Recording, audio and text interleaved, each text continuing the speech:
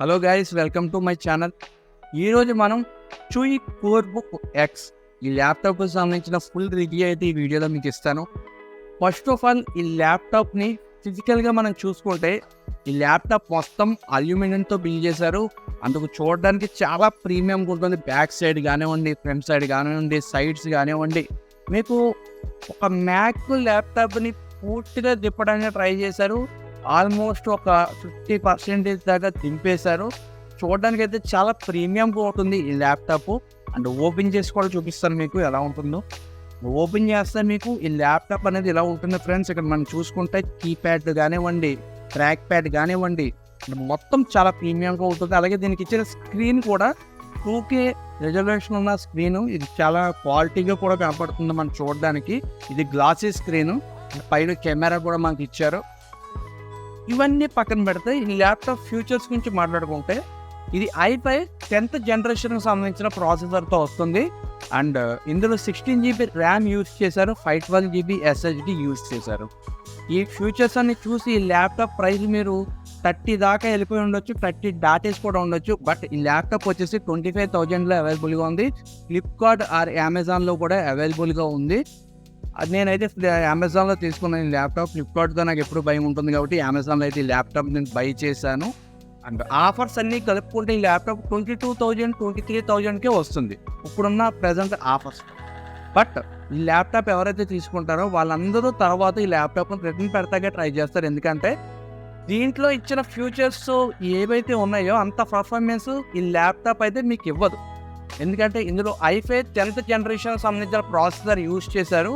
అది ఒక useless processor, చాలా బ్యాక్ ఎండ్ అంటే బాగా ఓల్డ్ ప్రాసెసర్. అది 1 GHz ఎంతో స్పీడ్ ఉంటుంది. నాకు అంటే 1 ఉంటుంది. అది చాలా స్లోగా ఉంటుంది. చాలా టాస్క్ అనేది మీకు చేసినప్పుడు ఆ ల్యాగ్ కట్ అన్నీ మీరు ఫీల్ అయిపోతారు.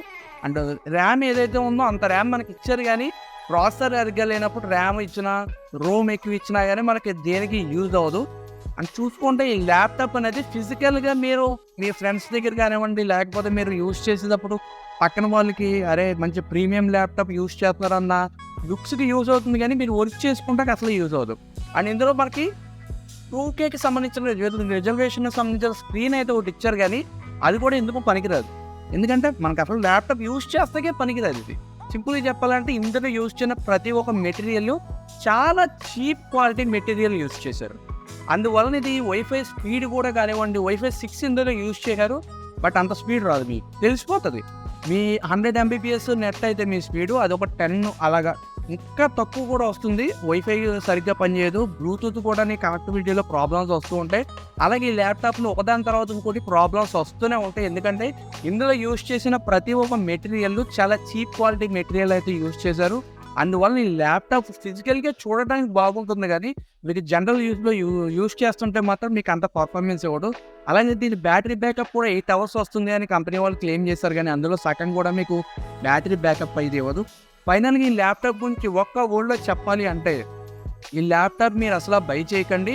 25,000 మీ పర్టికులర్గా మీ బడ్జెట్ అని మీరు అనుకుంటే ఆ ప్రైస్లో ఇంకా చాలా మంచి ల్యాప్టాప్స్ ఉన్నాయి.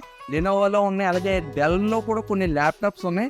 బట్ 25,000 అనేది చాలా లో బడ్జెట్. అది ఇన్ని ల్యాప్టాప్స్ రావు. 30,000కి వెళ్ళిపోతే మీకు Lenovo think pad, think book ఒక ల్యాప్టాప్ వస్తుంది 30,000 బడ్జెట్లో. అది చాలా బాగుంటుంది. దాని లింక్ నాకు దాని పేరు ఐడియా లేదు, కానీ లింక్ నేను కామెంట్ సెక్షన్లో ఇస్తాను. ఆ ల్యాప్టాప్ చూడండి, అది కూడా అల్యూమినియం బిల్డ్తో వస్తుంది. బ్యాక్ సైడ్ ప్లాస్టిక్ ఉంటుంది, కానీ చాలా ప్రీమియం ల్యాప్టాప్. ఆ ప్రైస్ చాలా మనీ, వర్క్ ఫర్ మనీ ఆ ప్రైస్కి. ఇదైతే మీరు అసలు బై చేయకండి ఫ్రెండ్స్. చాలా వర్స్ట్ ల్యాప్టాప్ ఇది. ఒకవేళ ఇది బై చేస్తే మళ్ళీ మీరు ఖచ్చితంగా రిటర్న్ పెట్టవలసిన అవసరం అయితే ఉంటుంది ఫ్రెండ్స్. ఇది నేను ల్యాప్టాప్ తీసుకున్నా, చూస్తాం ఎలా ఉంటుందో ఏంటో అని ఈ ఆఫర్స్లోని. బట్ నేను వెంటనే రిటర్న్ పెడతాం కూడా జరిగింది. Just 24 hours. 24 hours నేను యూజ్ చేశాను. బట్ దీని ఫ్యూచర్స్ ఇవన్నీ నేను చూసిన తర్వాత ఈ వీడియో చేసి మిగతా వాళ్ళకి కూడా చెప్పాలి అని అనిపించింది.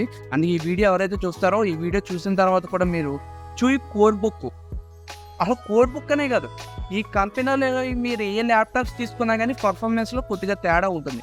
ఫ్యూచర్స్ ఎక్కువగా ఉంటాయి, పర్ఫార్మెన్స్ తక్కువగా ఉంటుంది. దాన్ని బట్టి అర్థం చేసి ల్యాప్టాప్స్ అయితే తీసుకోండి. థ్యాంక్స్ ఫ్రెండ్స్, ఇక్కడ వరకు వీడియో చూసిన వాళ్ళు వీడియో లైక్ చేయండి. అలాగే మన ఛానల్ సబ్స్క్రైబ్ చేసి పక్కన వచ్చిన బెల్ ఐకాన్ని యాక్టివేట్ చేసుకోండి. ఇలాంటి మరెన్నో వీడియోస్ మీ ముందుకి వస్తూ ఉంటాయి.